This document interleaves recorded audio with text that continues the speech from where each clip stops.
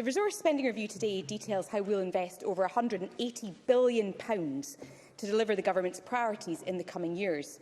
I'm also publishing our medium-term financial strategy, an accompanying equality statement and a review of the capital programme. We're of course still recovering from COVID. There's acute pressure on the NHS, on businesses and on the wider economy. The illegal Russian invasion of Ukraine is a humanitarian crisis and it's affecting the global economy.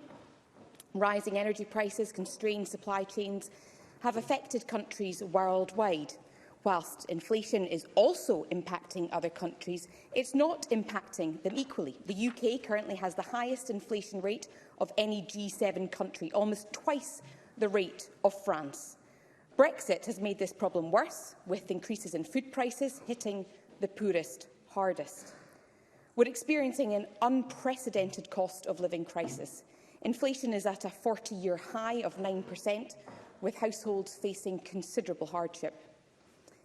This government is doing all it can in response, prioritising additional funds to help households in need, but the limits on our fiscal and our economic powers limits, in turn, the support that we can offer.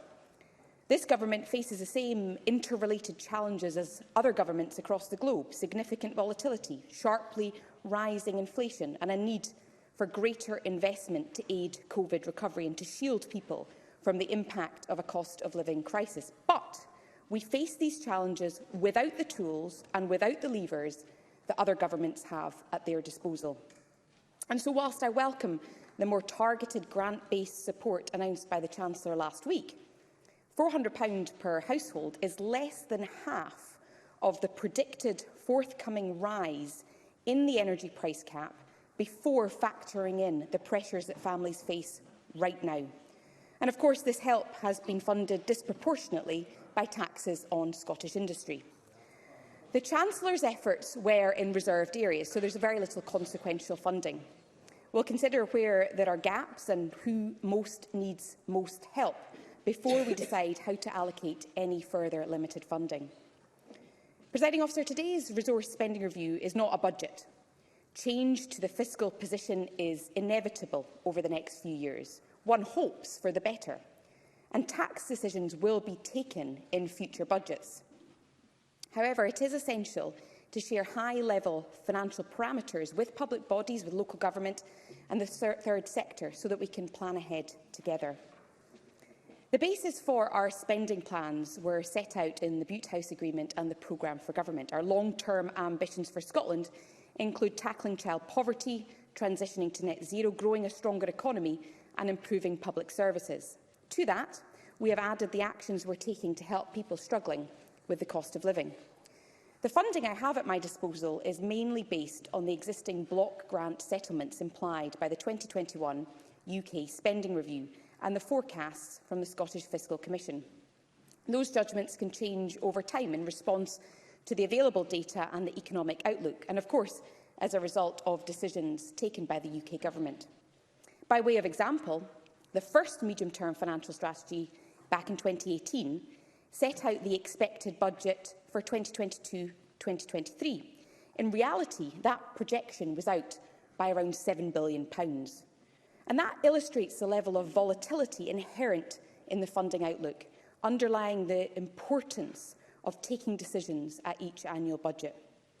Inflation will inevitably erode the funding growth we have assumed in today's MTFS, reducing our spending power.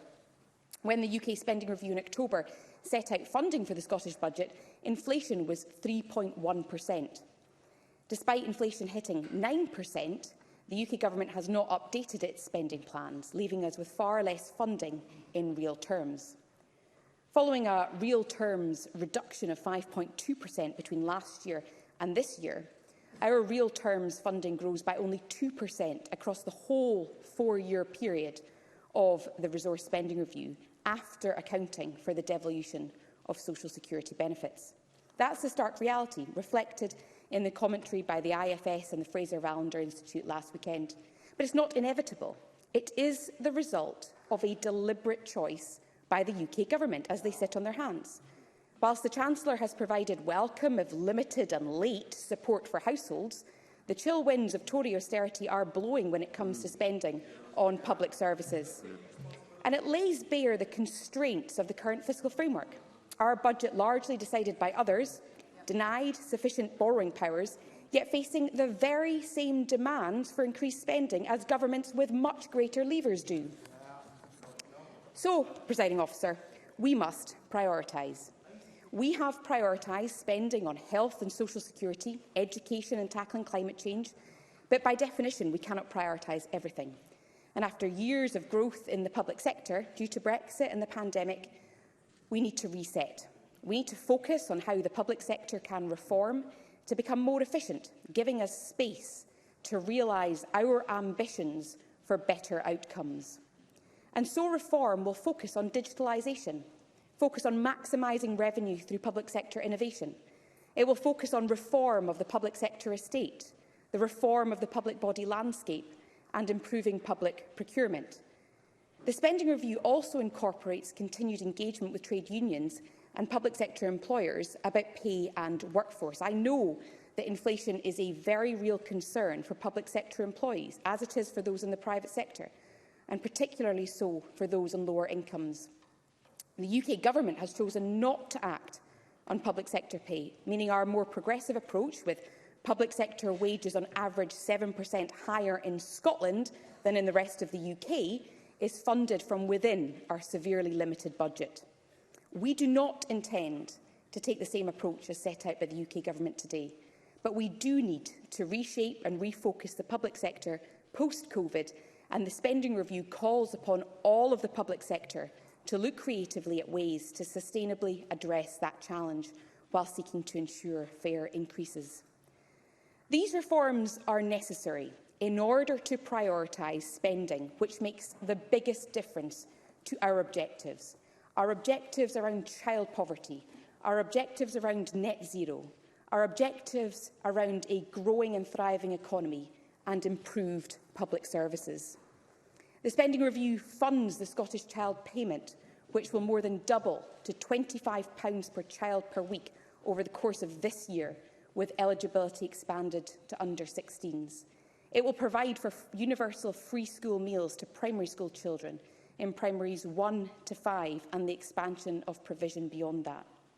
It will deliver increased investment in frontline health services by 20% over this Parliament, and it increases investment in primary and community care to provide more care for people in a place and in a way that meets their needs.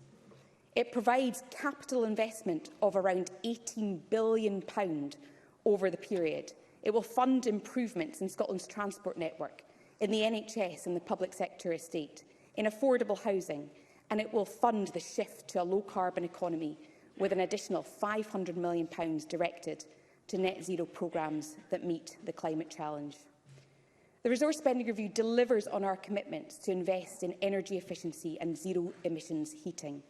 It supports public transport and sees record investment in active travel and protects our natural environment. The Spending Review also underpins the actions of the National Strategy for Economic Transformation to deliver a strong, inclusive and greener economy, to deliver growth, to stimulate entrepreneurship, to open new markets, to increase productivity and to develop the skills that we need today and long into the future. Presiding Officer, today I set out an ambitious but a realistic public spending framework for the years ahead. It doesn't ignore the realities of our financial position, but neither does it roll back on our ambitions for change.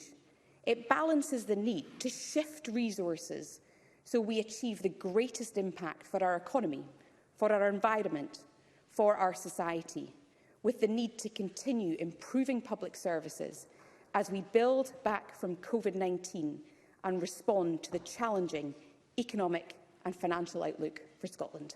Thank you. Thank you.